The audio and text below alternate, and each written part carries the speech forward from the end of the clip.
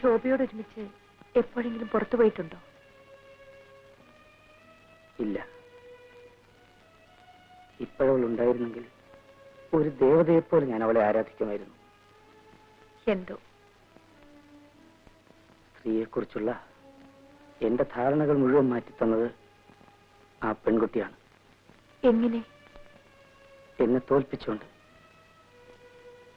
ശോഭ എഴുതി വെച്ച ആ കത്തിലൂടെയാണ് ഞാൻ ആദ്യമായി തോൽവി അറിഞ്ഞത്. തോൽക്കരുത്.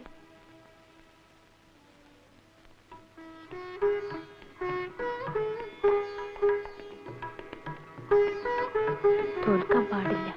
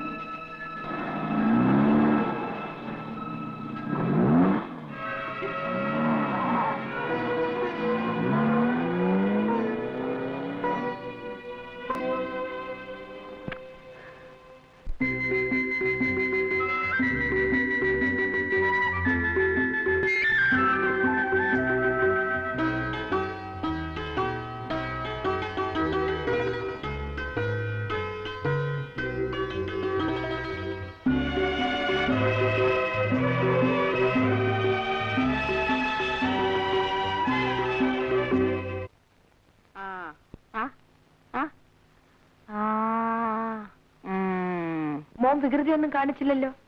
മോള് വന്നോ? അമ്മയെ കാണാൻ ഒരാള് വന്നിട്ടുണ്ട്. എന്നെ കാണാനോ? ആരാ മോളെ? എന്നെ കാണാൻ ആരാ? അതല്ലമ്മേ, അമ്മയൊന്ന് കാണണം. വരൂ.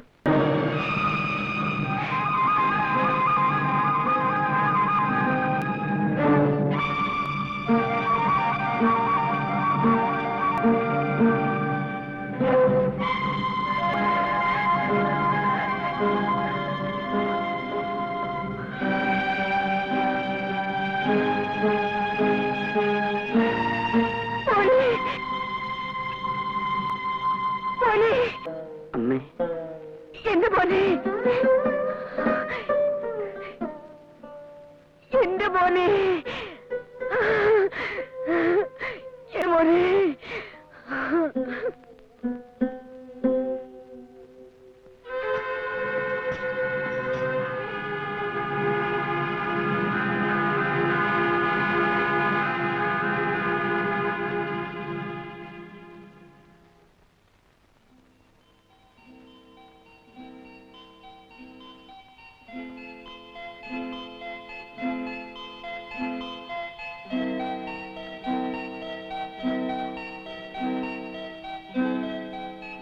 കല്യാണിക്കുട്ടി, എനിക്കിന്ന് എന്തോ വലിയ സന്തോഷം തോന്നുന്നു. അമ്മയുമായി സംസാരിച്ചു കഴിഞ്ഞപ്പോ തന്നെ എനിക്കെന്തോ പറഞ്ഞറിയിക്കാൻ വയ്യാത്ത വിധത്തിലുള്ള ഒരു ഒരു ഞാനും എന്റെ അമ്മയെക്കുറിച്ച് ആലോചിക്കായിരുന്നു. എന്താ ഇത്ര ആലോചിക്കാൻ? അമ്മയ്ക്കായിരുന്നല്ലോ നിങ്ങളെക്കുറിച്ച് കൂടുതൽ.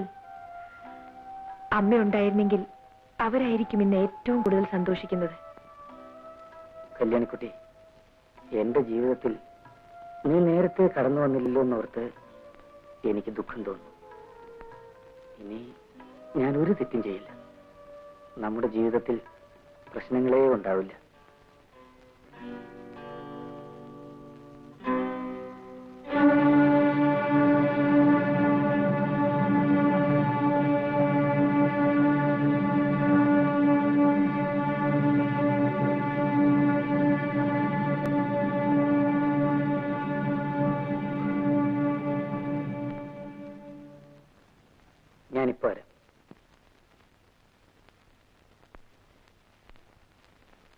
വരട്ടരുത്.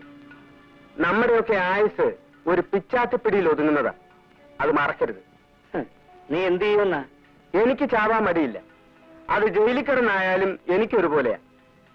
പക്ഷേ സാറിനതല്ല, ക്ഷീണമാ. വീട്ടിൽ തന്നെ കിടന്ന് ചാകണമെന്ന് നിർബന്ധം പിടിക്കുന്നതാ ബുദ്ധി. കാശ് തരാൻ മനസ്സിലെങ്കിൽ ആ വിവരം പറ, തുറന്നു പറ, ഞാൻ പോയേക്കാം. സാറിനെ പോലെ പഠിപ്പും വിദ്യാഭ്യാസമൊന്നും എനിക്കില്ലായിരിക്കും. പക്ഷേ ഞാൻ തന്തയ്ക്ക് പുറന്നവനാ, സാറിനെ പോലല്ല. ഹസൻ, ഇവിടെ വരൂ.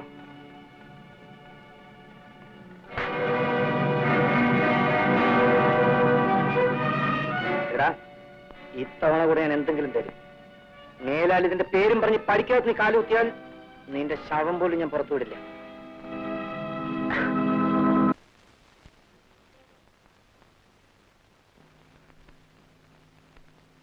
ഇന്ന് സാധ്യമല്ല എന്ന് പറഞ്ഞാൽ പിന്നെ ഒരിക്കലും സാധ്യമല്ല എന്നർത്ഥം എടുക്കരുത്. ഇന്നെന്തുകൊണ്ട് സാധ്യമല്ല? കുഞ്ഞെ, എനിക്ക് ആ ചോദ്യം ഇഷ്ടപ്പെട്ടില്ല. ഞാൻ സൗജന്യമൊന്നും ആവശ്യപ്പെട്ടില്ല. അവകാശമാണോ? അതെ. നിന്റെ കൊടികുത്തിയ അമ്മാവന്മാരുണ്ടല്ലോ, അവന്മാര് പോലും എന്റെ മുമ്പിൽ നിന്ന് ഇങ്ങനെ സംസാരിച്ചിട്ടില്ല. പിന്നെ ഇന്നലത്തെ നീ മനുഷ്യനെ നാണം വേണം. ആ തയ്യെടുക്കാനല്ലേ മനസ്സിൽ വരാൻ. ശരിക്കൊന്ന് ഉറങ്ങണം. യുമക്കോ ക്ഷമിക്കണം, ഞാനെല്ലാം കേട്ടു. കേട്ടല്ലോ? ആ, നന്നായി. എന്തിനാ പണമെന്ന് അറിയാമോ? അറിയാം. ഒരു ടാക്സി ഡ്രൈവർക്ക് കൊടുക്കാൻ. അതെന്തിനാണെന്ന് അറിയാമോ? അതും അറിയാം. എന്തിനാ? ക്രോസ് ചെയ്യണോ? അത് വേണ്ട. ഉടമസ്ഥൻ മുതൽ ചോദിക്കുക, സൂക്ഷിപ്പുകാരൻ വരട്ടുക.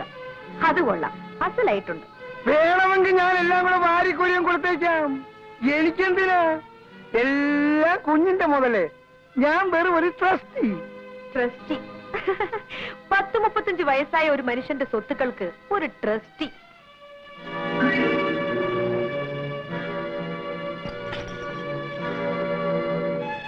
ഇന്ന് മുതൽ ഞാനാവും ഇതിന്റെ സൂക്ഷിപ്പുകാരി. നിങ്ങൾക്ക് എന്ത് വേണോ അപ്പപ്പ എന്നോട് ചോദിച്ചാൽ മതി, ഞാൻ തരാം.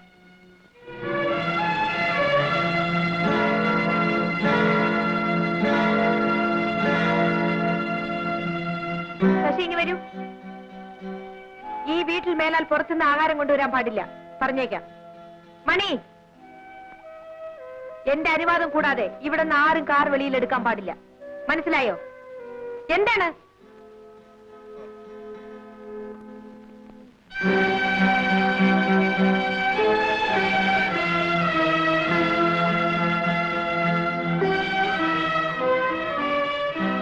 ഇന്നത്തെ കോട്ട കഴിഞ്ഞു. ആ ഡ്രൈവർ പോയോ? പാവം, വല്ലതും കൊടുക്കാമായിരുന്നു.